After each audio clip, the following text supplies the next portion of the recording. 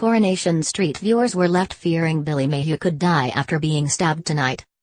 During this evening's episode, there was an altercation outside the courthouse which resulted in his Lucky Charm stabbing him in the thigh.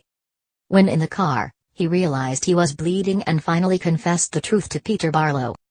Over the last month, viewers have watched Billy agonize over his involvement in Susan Barlow's death back in 2001.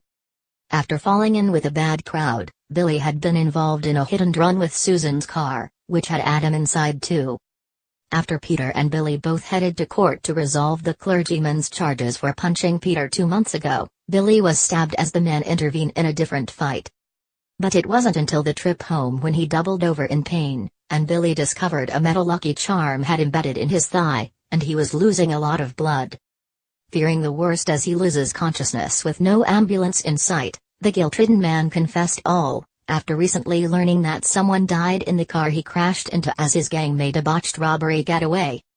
Chris Gascoigne, who plays Peter, revealed, "There's blood everywhere and Peter starts to stem the flow. He rings the police and the ambulance. Billy thinks at this point that he's going to die, so he confesses to Peter about Susan all those years ago.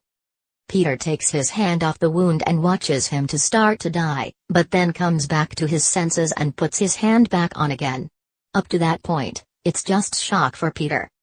He can't take in what he's just told him. Then later, he starts to formulate some sort of mad, misguided revenge plot in his head." Coronation Street airs tonight at 8:30 p.m. on ITV.